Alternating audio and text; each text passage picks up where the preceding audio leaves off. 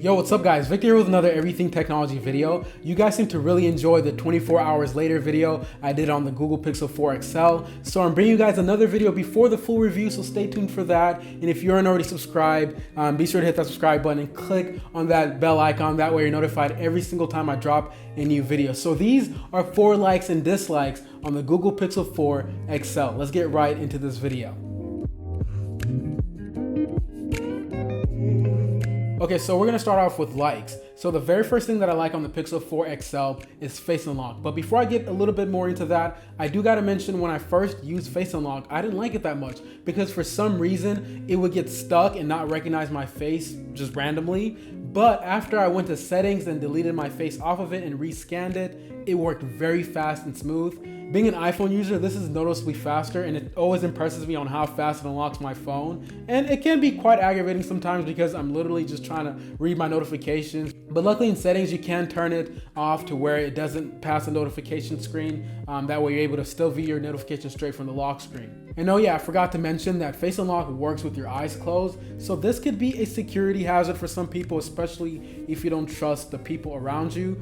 But you shouldn't have people around you that you don't trust who are gonna try and lock your phone when you're sleeping or something like that. That shouldn't be somebody you're sleeping next to. But anyway, hopefully in the future Google does patch this. I think they did put out a tweet or something like that saying that they're gonna fix it with the software updates. So they need to do that as soon as possible because this can be a huge security issue. And the next feature that I really like on the Pixel 4 XL is night mode. We know Google has always done really well in this department. They're the ones who introduced the really fire night mode features, and they've once again made it even better. Like I put this side by side with the Pixel 3 XL, and it still looks a little bit better than that device. Not that it's a huge difference, but the fact that they can still improve in this department is very impressive. So I went outside the other day in the dark and I took pictures of my car with these new lights that I got. I just wanted to see how well it was gonna perform. And boy, was I impressed because physically, as I was looking at my car, there were certain things I couldn't see, but once I took the picture and Google processed it and I looked at it, there were certain shadows that I was able to see that my human eye can even pick up.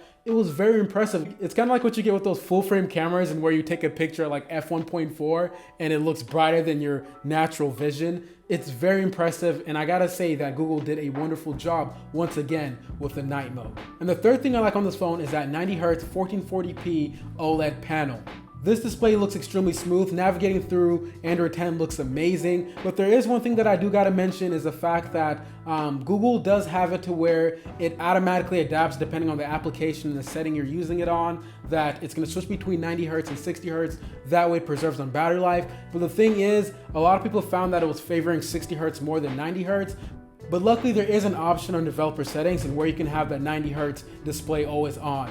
And I did notice a drop down on battery life when I did turn this feature on, but I don't regret it because that 90Hz display looks amazing. And that brings me to the last thing that I really like about this phone, which is the software experience. And that is the reason most people buy the Google Pixel lineup of phones. Not because they have the best specs, not because they're the best looking phones. Clearly they're not, but you're paying for the software experience. This is what Google intended Android to look like, and with that said, I am very impressed and I love how Android 10 performs on here. Scrolling through applications is extremely fluid, especially with that 90Hz panel. I really like the fact that they removed the navigation buttons on the very bottom of the phone. It looks super clean. And if you're an iPhone user considering trying out an Android phone for the very first time, definitely look into the Google Pixel 4 XL because this is exactly what Google intended Android to be. Okay, so we've talked about all the things I like about this device. Now let's talk about all the things that I dislike about the Google Pixel 4 XL. The very first thing that I dislike, you've probably heard me mention this on my previous video, and you've probably also heard a lot of reviewers mention this, and it's storage.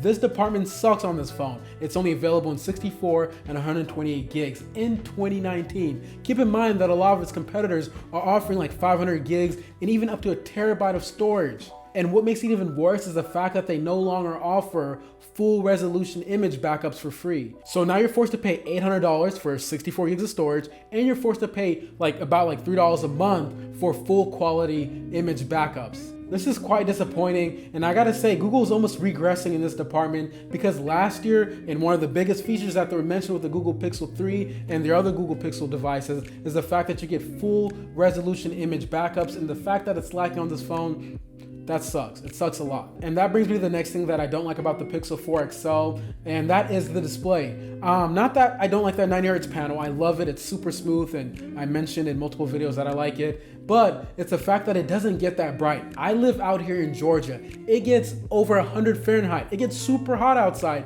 and it gets really bright. So if I'm using my phone outside, I'm expecting a really bright panel so I can be able to see what's on my screen. But that's not the case with the Pixel 4 XL. It definitely struggles outside, and it's very hard to see certain applications, especially those darker themed applications. But if you're scrolling through YouTube, like something that's white themed, or your web browser, it's decent, but it's still not that usable. But hopefully with the next iteration that they put a brighter display on this phone. Now let's talk about the third thing I don't like about the Pixel 4, and that is battery life. When you have this 90Hz display fully on all the time, it's gonna suffer on battery life. I'm getting about like 3-4, barely even 4 hours of on-screen on a day-to-day usage, and I'm not even that heavy of a user, especially for the past couple of days. I've been using it, well, light to heavy usage, a lot of content watching and stuff like that.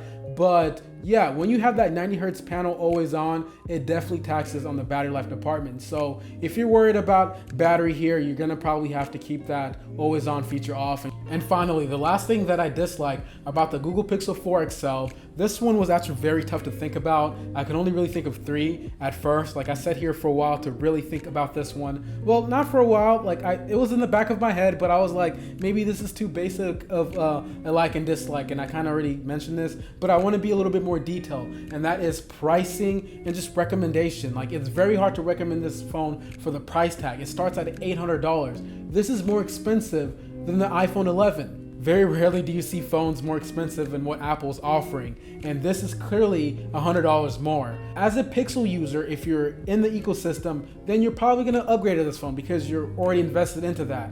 But if you're outside of that, coming from maybe like a Samsung phone or an iPhone, it's gonna be a really hard sell, being that it's $800, especially if the phone that you're comparing it to is a little bit less. With that said, Google is clearly trying to make a statement with this price point. And that is, yeah, this is a premium phone, and this is the best Android phone out. And I kind of disagree with that. I feel like it should have been more affordable. Maybe if it was like $600-700, then I can really recommend this phone. I can see a lot of people leaning towards this phone over some of the other Android phones in the market. But the fact that it's $800, that's a little bit pricey for most people. Anyway, those are the 4 things that I liked and disliked on the Google Pixel 4 XL. If you can relate with any of them, let me know down in the comment section. Stay tuned for the full review by clicking on that subscribe button and that bell icon, so that way you're notified every time I drop a new video. This has been Victor with another Everything Technology video. Thank you for watching. If you like to see what I do outside of YouTube, you can follow me on Twitter, Instagram, like my Facebook page. All that will be in the description as well. Thank you for watching again. I look forward to seeing you all in the next video. Bye.